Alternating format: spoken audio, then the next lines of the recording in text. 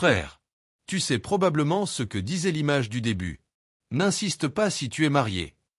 Mais tu as insisté quand même. Et pour ça, je te salue. Parce que ça veut dire que tu es prêt à entendre quelque chose que tout le monde ne peut pas accepter. Alors écoute-moi. Parce que je ne peux pas le répéter. Si tu n'es pas prêt, arrête-toi ici. Parce que ce que je vais te dire pourrait ébranler ta foi. Cela rouvrira les blessures que tu cachais. Et tu pourrais même regretter d'avoir insisté sur cette vidéo. Mais peut-être, c'est là que tu vas enfin te réveiller. Il ne s'agit pas de séduction. Il ne s'agit pas des secrets de la séduction. Il ne s'agit pas de stratégie pour la faire réagir. Il s'agit de la vérité. De la femme que tu as aimée. De la femme que tu as épousée. Ou de la femme que tu rêves d'épouser un jour. Pas toutes les femmes, mon frère. Mais il y a une femme à qui vous confiez votre âme. Et elle n'est peut-être pas celle que vous croyez. Alors, respirez profondément. Parce qu'à partir de maintenant, il n'y a plus de retour en arrière possible. Une histoire vraie. 6 novembre. Chicago, États-Unis. David Miller. 34 ans. Cela fait seulement un an qu'il a épousé celle qu'il pensait être à jamais, Claire Evans. Ce n'était pas un mariage forcé. Ce n'était pas un mariage précipité par peur. C'était de l'amour.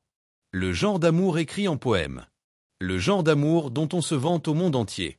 Claire disait souvent « David, tu es le seul que je veux pour toujours. » Mais les mots « mon frère » sont comme de la peinture. Efficaces au début, ils s'estompent peu à peu. Les mois ont passé. Les disputes se sont multipliées. Pas à cause de la trahison du début. Pas à cause de la douleur. Mais à cause des petites choses. Paiement. Dîner. Silence. David, un homme simple.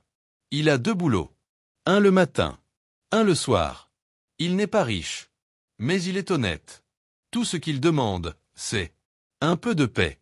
Un peu de nourriture sur la table. Et un sommeil paisible auprès de sa femme. Mais Claire ne désire pas la paix. Le moment est venu où elle a eu l'impression de ne plus rien ressentir. Peu à peu, elle a ignoré David. Elle a détourné ses émotions. Elle a nié son corps. Chaque fois que David appelait, il était toujours occupé. Chaque fois qu'il posait la question, il disait qu'il était toujours fatigué, dans les embouteillages, stressé. Mais la vérité, c'est que Claire était partie depuis longtemps, pas seulement de chez elle, mais aussi du mariage. La nuit la plus longue. 6 novembre. Leur anniversaire de mariage exact. David rentra tôt. Il apporta la tarte préférée de Claire, la tarte aux cerises, et une rose enveloppée dans du vieux papier. La maison était silencieuse. Pas de lumière. Pas de musique. Pas de dîner. Il n'y avait qu'une seule chose sur la table. Une lettre. Ses doigts tremblèrent lorsqu'elle l'ouvrit. Et ce qu'elle lut, la bouleversa. « David, je suis enceinte. Mais tu n'es pas le père. Je sors ce soir. Ne me cherche pas. J'ai besoin de plus que de l'amour. J'ai besoin de sécurité. Et tu ne peux pas me donner ça. » La tarte tomba par terre. La rose se fana lentement dans la paume de David. Et avec elle, son espoir s'évanouit aussi. 87 minutes après avoir lu la lettre. David était parti. Il entra dans la pièce. Il prit la vieille ceinture. Il écrivit une dernière lettre. Et ce fut fini. À côté de lui, ces derniers mots. « Joyeux anniversaire, Claire. Je ne t'ai pas offert une vie luxueuse. Mais je t'ai tout donné. Chaque souffle, chaque nuit, chaque battement de cœur. Je t'ai aimé même quand tu as cessé de m'aimer. Au revoir. » La douloureuse vérité. Mon frère, ce n'est pas de la fiction. Ce n'est pas juste une histoire pour faire tourner une vidéo. C'est vraiment arrivé. Et pas seulement David. Chaque jour, des milliers d'hommes traversent la même douleur. En silence. Seuls. Et personne ne le sait. Ils donnent leur loyauté. Ils donnent leurs rêves. Ils donnent leur vie entière. Mais en retour, ils ont été abandonnés. Ils ont été moqués. Et parfois, on leur en veut même. Toutes les femmes ne sont pas comme Claire. Mais mon frère, la mauvaise femme peut détruire ton âme. Et pourtant dormir sur tes 2 oreilles. Les signes.